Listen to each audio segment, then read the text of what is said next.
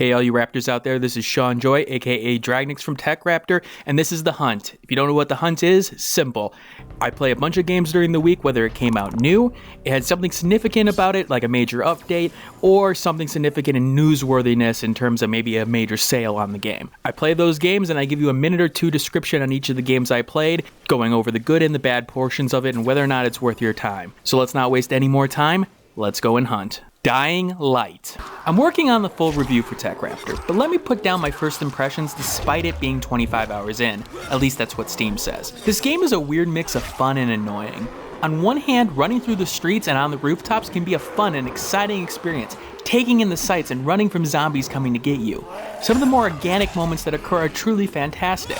The first time I took down a hazmat enemy, only to realize that using his oxygen canister against him attracted more and tougher enemies, really stood out to me. Those moments where things naturally happen is where the game is awesome, or when you run across something completely new and entertaining, a survivor, an airdrop.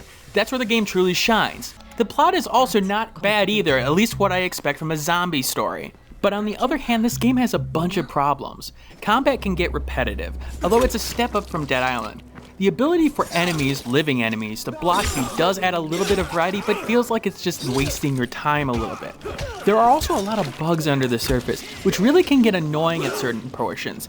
I will grant it this, those bugs are usually out of the way. They're sort of graphical or zombies clipping into the ground, but when interface options disappear after mission failures, forcing you to reset your mission, or being able to get stuck in the ceiling at one point, the game will frustrate you, as you'll feel like you're being pulled back and forth at times for no good reason. And as I said, I'm pretty much in the meat of the game right now, but I do wonder how much content is remaining, and recording it has been a nightmare. Frame drops are consistent with any recording software that I use, with maybe the exception of NVIDIA Shadowplay. It's hard for me to make an ultimate decision yet. I've had a lot of fun, I really have, but every time I play it, the game feels like it's dragging me down a little bit, even though I'm enjoying it. The real question is my time better spent elsewhere? And I can't answer that at this very moment. Gravity Ghost. Colorful, vibrant, and deserves the praise that it's already been thrown at it.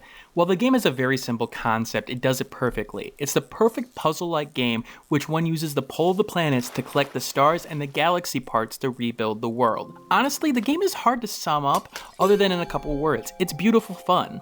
The mechanics are done rather well and balance the line between not overly frustrating but taking some finesse to control to get through levels with relative speed. I do wish for a time recording to see the quickest time that I can get through a level, but honestly the wonderful story and visuals make up for pretty much any other complaints. You know what it is? The perfect game to make you feel happy about the world, even when there are some sad parts of the story. The elemental change around the terraforming is also a cool element as well, even if its use has been pretty simple so far. Every level has been a good change up and there's hardly any filler levels in my opinion. It's worth every penny for you to spend on it. Streets of Chaos. A game that really shouldn't have made it to Steam, sadly, even for the $3 price tag. While there's a possibility of a good idea under the surface here, it's blown away by the fact that you can't read half the things that are going on in the game. There's no visual settings here, and the default window, at least for my machine, makes it so that you can't read what's going on, which is important in a sensitive information feedback game. Top that with the ugly look and the lack of a proper tutorial as opposed to hint boxes and tooltips, and you get a game that actually exposes a problem on Steam.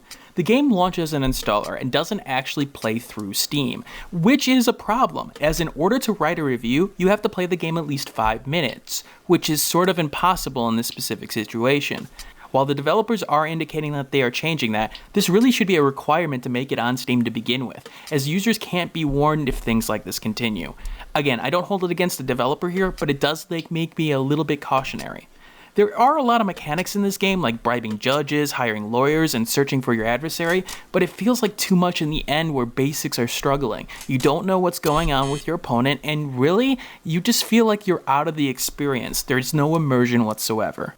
868 Hack. A puzzle-like roguelike, yeah, you heard me, that honestly is summed up in one word: chess. If you like chess, you'll like this game. You have to plan every move and how you will get through each section without getting teared apart by viruses, but still getting as many points as you can through each of the levels. If you don't plan for several moves ahead, you're probably going to have a bad time. Honestly, there's a huge strategy portion to it, and I love it. It's a cheap game that is perfect for challenging your mind and keeping your mind sharp, and it's a great game to quickly play a round or two of. I do admit, however, it's the kind of game that can make you feel stupid at times.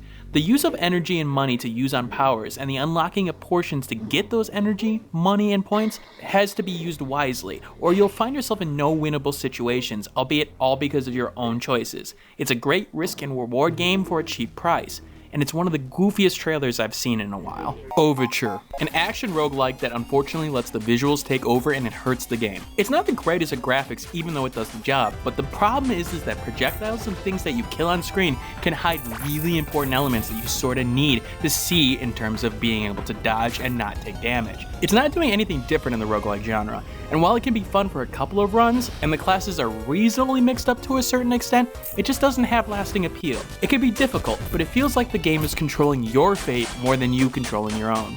You're probably better at playing other roguelikes. Equipment pickup and special attack being bound to the same button is a problem, and it can get confusing what armor you are comparing and what you already have. It is cool to see some of the equipment you pick up and what they can give you in terms of abilities, and picking up loads of followers is always awesome, but in the end it just doesn't stand out. Pics The Cat. Mix of vibrant style with snake and arcade action, and it's a bunch of fun that is for those one more kind of run people. In addition, 2 different puzzle modes are included to change up the pace. The visuals may be what stand out here, as the game's color and art shine through in all of the modes. The thing that bothers me is the repetitive nature of the arcade mode, as the lack of randomness seems to hurt the game's replayability over time, even though you have maps to choose from. It's a score attack game, however, so you do want a good comparison against others, and it will definitely do well for more maps in the future. However, it's seemingly missing it at this time. The puzzle mode definitely has the most to offer, but it's a game that's going to appeal to a niche audience, and you like what you've seen here, you'll probably like the game. That's the hunt for this week. Now, I didn't play one more game in addition to the games that you've seen here, plus my TF2 dediction that I've always seemingly playing, but regardless, that game will be for next week, mostly because today is Sunday and I need to find times to edit this because it's Super Bowl day, and I would like to watch the Super Bowl. So I'll include that in the next week's portion. Life is Strange. But here are the upcoming titles that are coming out for the next week here. For those roguelike fans out there, and those who are a little bit older, the original NetHack, which was 1987, there's Vulture for NetHack that comes out on February 2nd, which is a graphical upgrade, but does have a lot of the elements that NetHack used to have. It's worth a look. For you anime fans out there and RPG fans, Criminal Girls Invite Only comes out on the PlayStation Vita on February 3rd. The basic story revolves around a crew of girls whose sins have been damned them souls to hell, and you are their only salvation to recognize their history and to guide them along the path of redemption. Apatheon is a 2D platformer RPG that comes out on the PS4 and the PC, aka Steam, on February 3rd. Castle in the Darkness takes some of the action-adventure RPG elements from games like Castlevania and Metroid and brings it to the modern-day setting. This game does release on February 5th. There aren't any huge releases this upcoming week, so that gives me a little bit more time to actually do that Dying Light review like I've been saying. But if you have any questions or comments or games that you do want me to look at in an upcoming hunt, let me know in the comments below.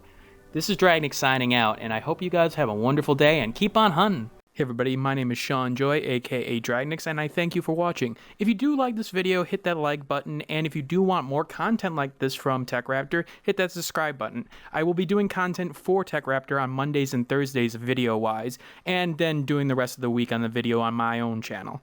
Thank you for watching, and I hope you guys have a wonderful day. Also, play more games. Needs more games.